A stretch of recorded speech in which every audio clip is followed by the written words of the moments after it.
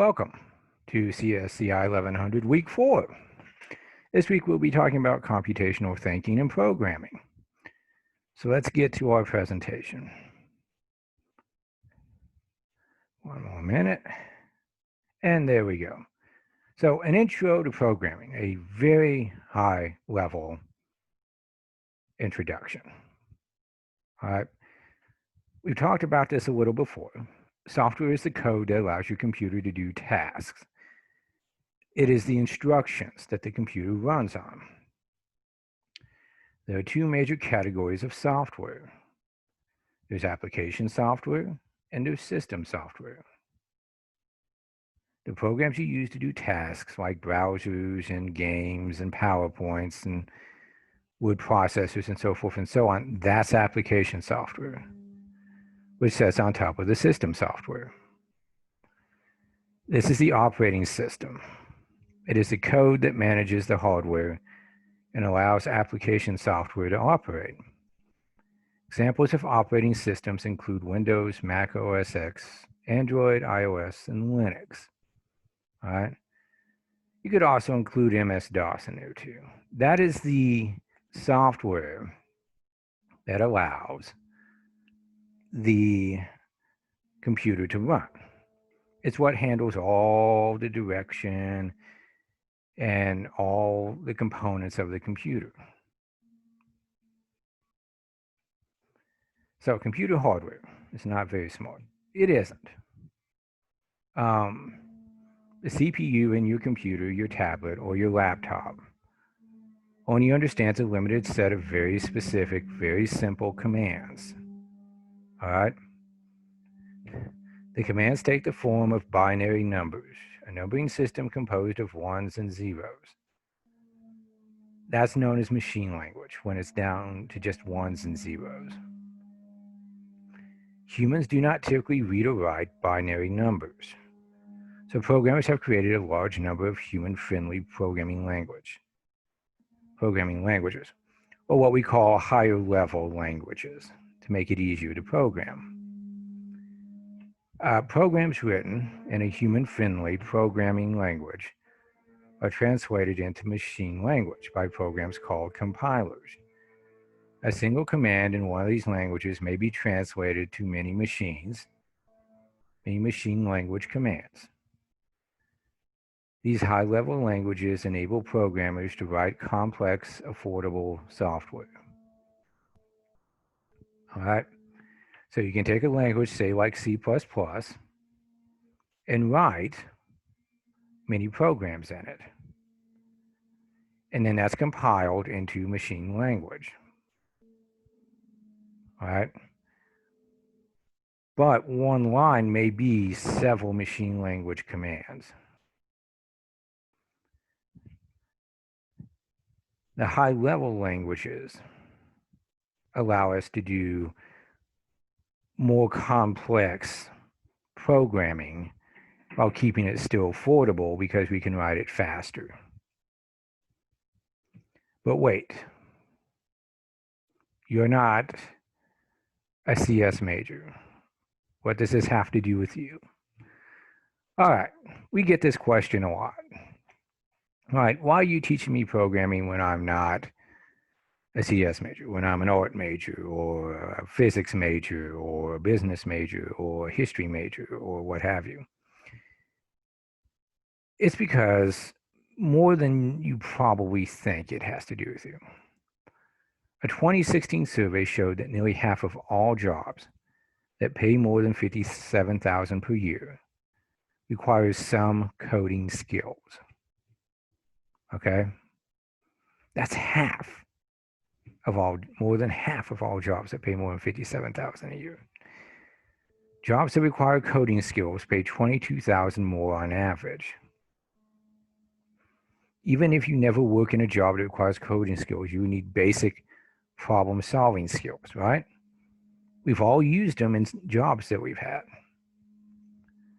Also, an understanding of some of the concepts to follow will help you during the Excel portion of this class. Believe me, it will.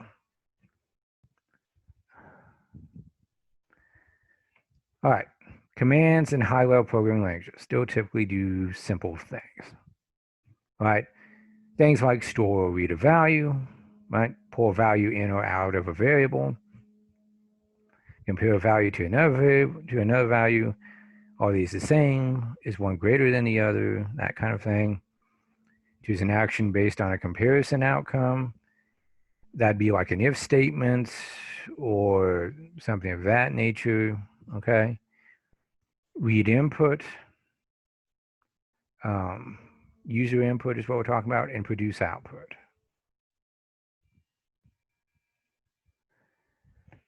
How programmers make games from simple commands. By breaking large, complex problems into small ones. As programmers, we don't think about the entire program. We take a piece of that program, and that's what we think about, and that's what we program. And when we're done with that, we move on to the next piece. All right?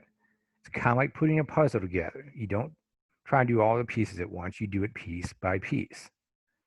And it works.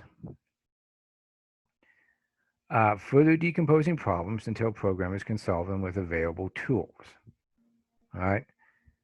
So you take a piece and you break that into even smaller pieces to make it easier for you to solve those small problems, which will then, once you solve those, add up to the bigger piece. Often, this involves compromises. Not often, almost always. Okay, so let's look at a simple problem. Navigating a maze, right? And if we look at this after a couple minutes, we'll get the path. But that's because as humans, we can look at the overall thing and get it because this isn't that big of a maze. It's not that complex of a maze. So we can navigate this maze using the instructions on the following slides.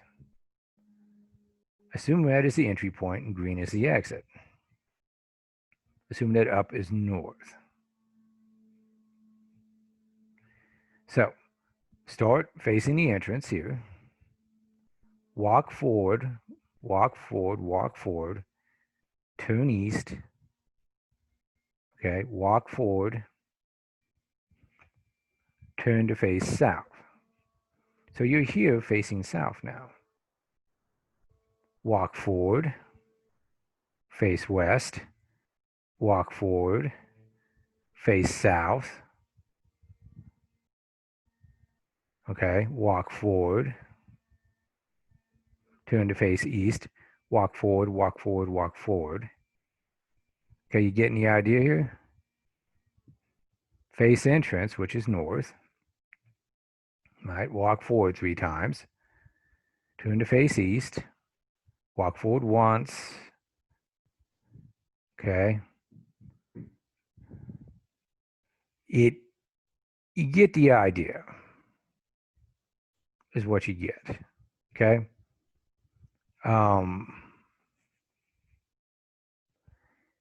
And the idea is you're going through this step by step. Right? So this is going to take a while. So let's start over a second. See if we can't do this in a better way. So start facing the entrance. Walk forward 3 times. Face east. Walk forward once. Face south. Walk forward once. Face west. Walk forward once. Okay. All right.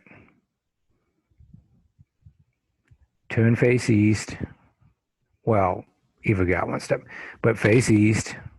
Walk forward 3 times. It's repetition. Repetition makes computing powerful. Is that we use the same things over and over. It saves people from doing mindless work, like typing the same command 100 times, right? So we use the same command, walk forward. We just change how many times. And we use the same command, turn to face east, turn to face west, multiple times. That way we don't have to write it over and over. We just copy and paste. All right? So that's called looping. All right? When programmers create a loop, they write a block of instructions that repeatedly execute until some condition is met. Program code would look something like this. This is a while loop. All right? And as long as you have not hit a wall, you keep taking one step forward. So we just keep taking a step forward. You hit a wall, you drop out of the loop. All right? However, this is still inefficient because we're only to here. Right? We're less than halfway through. So we need a better way to do this. Even if we finish the instructions, they won't work for a different maze. When you program, you have to program for that program to work in different sorts of environments, right? For different sorts of things. So if we use the same instructions on this, we would hit the wall. We'd face east, hit the wall. Then we'd face south, walk, hit the wall. It wouldn't work. So let's write more general instructions that work for more mazes. First thing we do is break down the problem. Okay, we imagine what it's like to walk through a maze. What kinds of problems do you have to solve at each step? How do you decide what to do next? So at each step, we will have a choice to make. We will base our choice on some condition. Programmers use this conditional logic a lot when solving problems. This is true. This is how we do decisions in programming. We could make our decisions based on several different conditions. We could keep going until we hit a wall and then turn, right? We could tell it, when you hit a wall, turn. But that's not exactly perfect. We could stop at each step and pick an open passage based on some predetermined rules. Like always take the open passage on the right, never take a passage that we have previously explored. Those are all things that we could do. However, programmers use conditional logic. All right? It's based on what's called Boolean logic, true or false conditions. Either it is or it isn't, right? 1 or 0. You will learn more about Boolean logic in the Excel modules. All right? Just know that that's what conditional coding is based on. Program code might look something like this. If condition is true, execute procedure A, else execute procedure B. So it's looking at the condition, and depending on the condition, it will execute one of those things. So let's try and rewrite some rules. So first, you go forward until you encounter an obstacle, right? Then, when you hit a wall or an obstacle, you turn clockwise until you see an opening. If you've already visited this passage, turn clockwise again until you see an unvisited passage or return to this one. So I hit a wall, I look around. I know the passage I've come in, so I don't want to go back down there. So I'll take the other passage, the one I haven't been down. And then I will repeat step 1, and I keep going through that until I find my way through the maze.